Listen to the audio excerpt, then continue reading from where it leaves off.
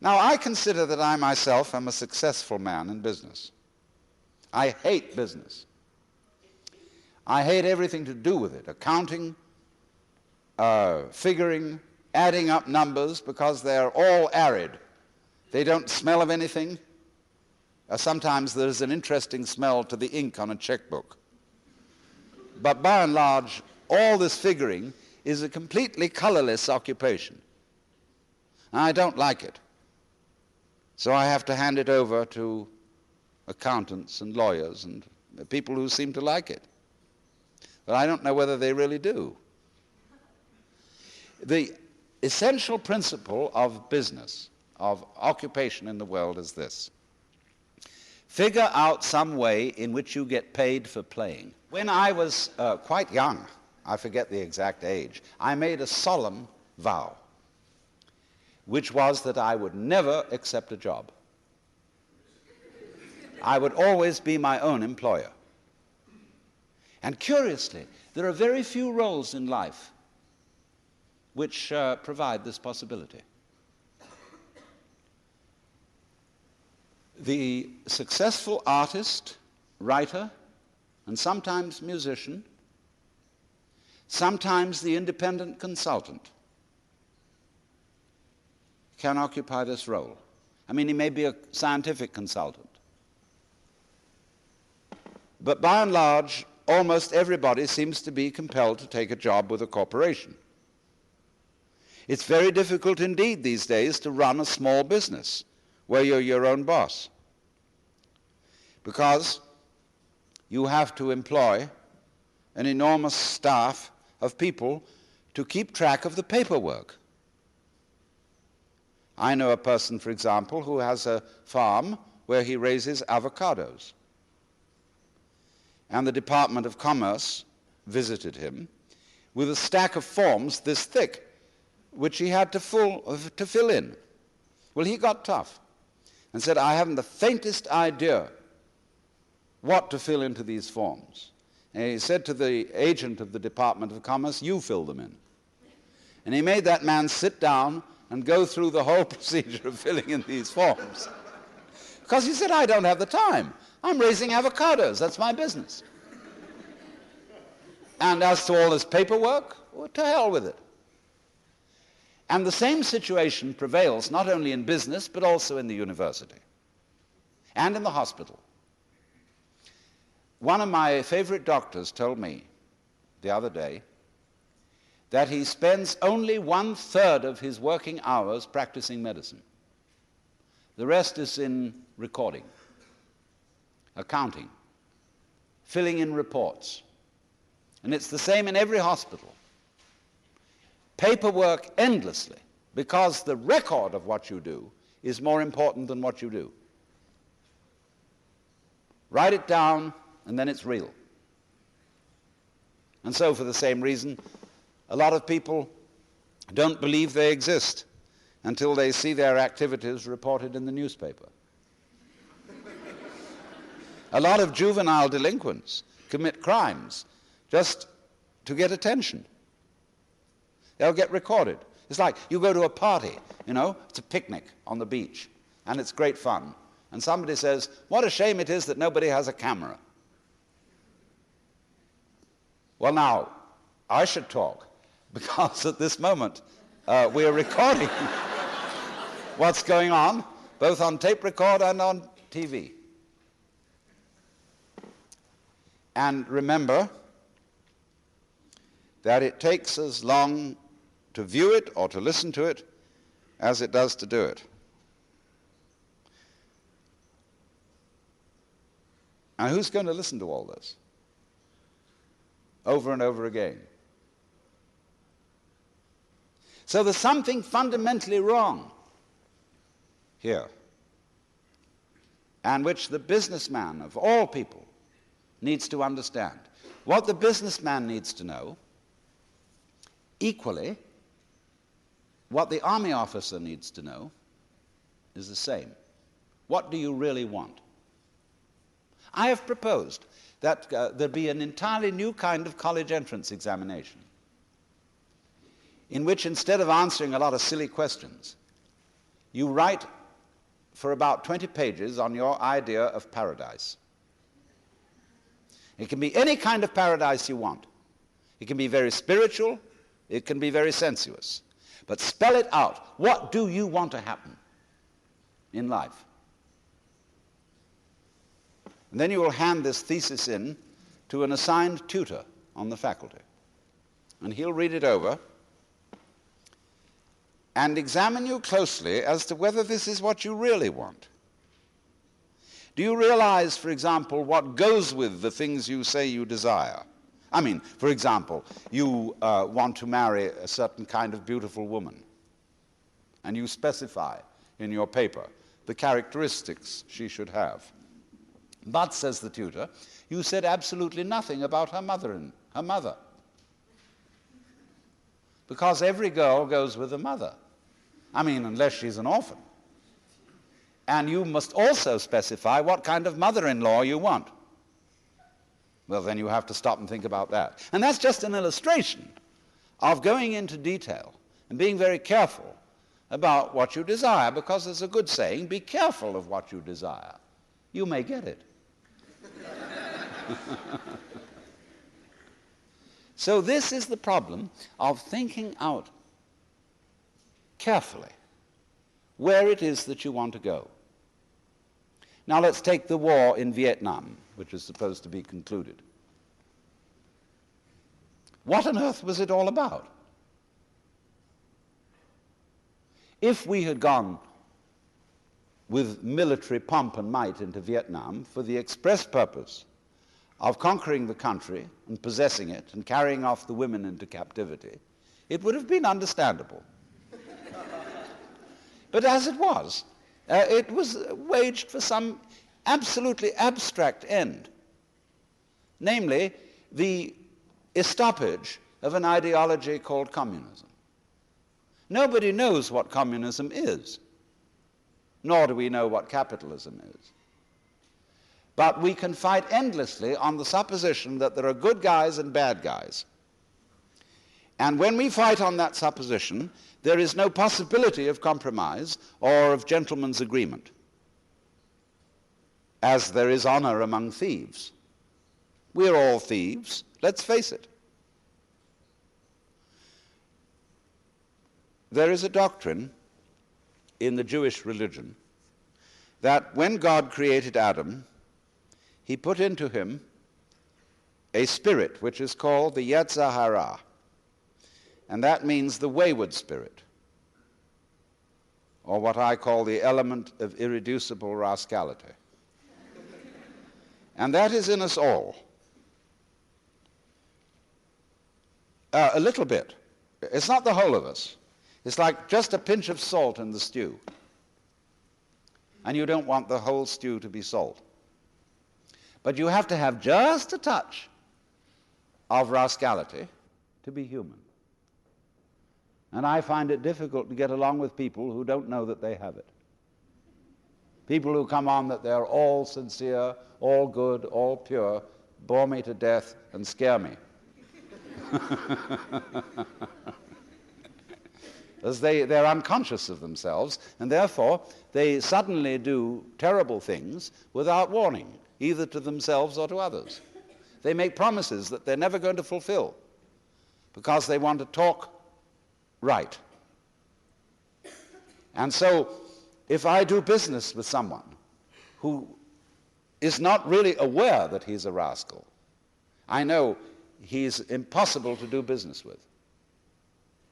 He'll suddenly cheat me completely. But if I'm aware that he's a bit of a shyster, I feel comfortable. And I let him know that I am too. Then we're human. Then we can let our hair down. Then we can say, look, let's work this out. This is what I want. And I know what you want. And if we can get that clear, we can work out a reasonable agreement. We can compromise. We have a little play of give and take. But if you don't have that, you're absolutely snarled. Now look at it this way. You can't operate business nowadays without a whole team of lawyers. And what is the function of lawyers? They are to write down the rules of the game so that we have what is called the rule of law. A lot of people talk today about law and order and how it's got to be upheld. Now, what does that actually mean? It means that all organizations, business corporations, bureaucratic government corporations, even churches, are going by the book. They are operating according to a manual. And in many corporations, individuals have constantly to consult some sort of manual to know what they should do, instead of using their own good sense. This doesn't work. It means that an organization is entirely different from an organism. You, each one of you, are an organism. A very, very complicated organism, which your nervous system facilitates, let's use that nasty word. And you don't know how you do it. You couldn't begin to describe how your nervous system works. And even neurologists don't know how it works. And yet it works reasonably well. Because your brain can handle an unknown number of variables. A variable is any identifiable process, such as breathing, such as the circulation of the blood, such as the secretions of the glands, such as the digestive system, and so on and so on. Now, you operate those all day without knowing how you do it. There's no book of rules according to which you do this. So in the same way, if a corporation is to be a true organism as distinct from an organization, it must be based on the principle of mutual trust and not on law. Because if you can't trust other people, you cannot have a community, not even a corporation.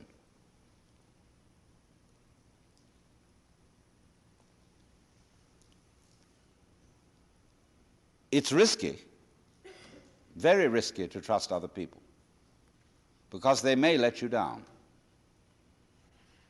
But on the whole, if you do trust them, the chances are perhaps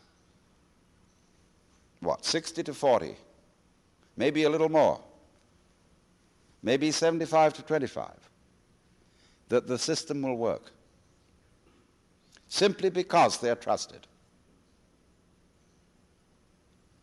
And as soon as you've got a system where, for example, in a supermarket, there are mirrors all over the place, TV cameras watching everything, all kinds of checks on the cashiers that they won't sneak off with something. You've got a system that increasingly won't work because nobody will want to work there. One of the major reasons for hippies and dropouts is that human beings don't want to work under conditions like that because they are mechanical conditions. And the mechanism is quite distinct from the organism, because the mechanism is arranged on linear plans, the book, whereas the organism transcends that. We don't know how. That means we can't write down how, because it's more complicated than any form of writing can express.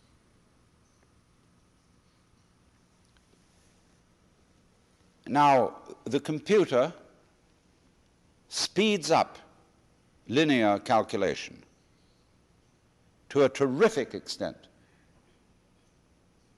But it still comes nowhere near the capacity of the human brain.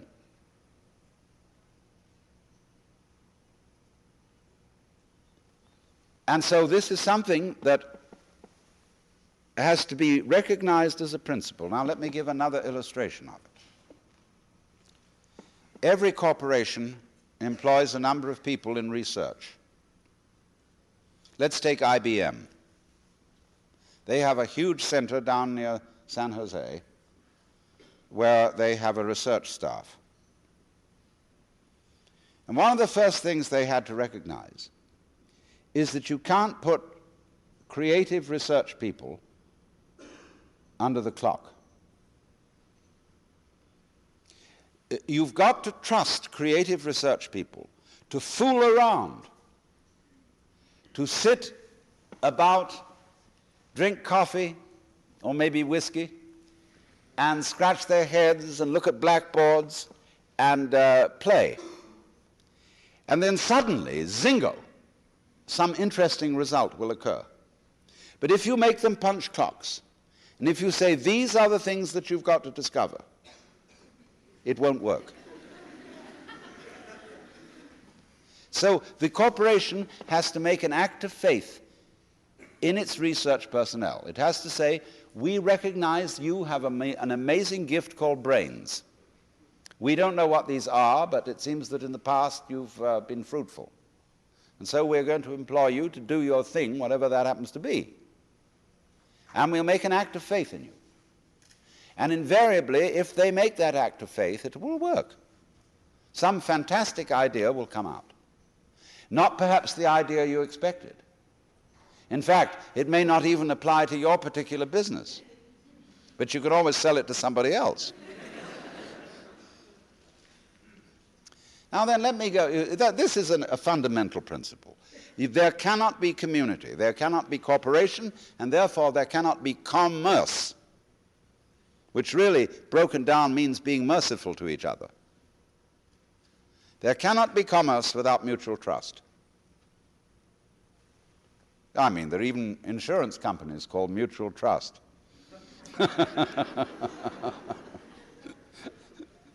But it just can't happen. The society at the moment is mutual mistrust. And therefore it becomes increasingly difficult to do anything. Business is inhibited by the lack of free enterprise.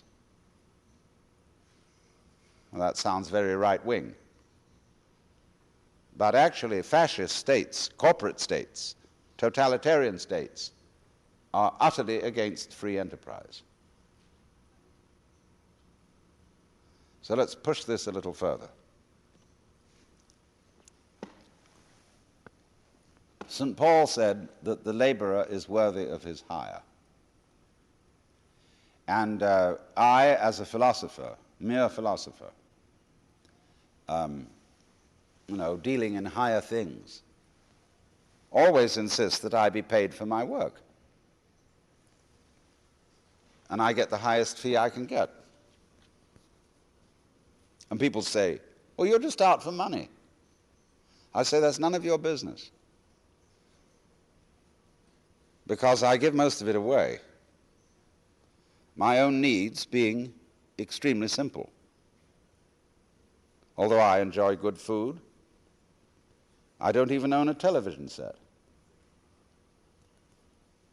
And, it's a very simple life, but I've got enough. And enough is as good as a feast.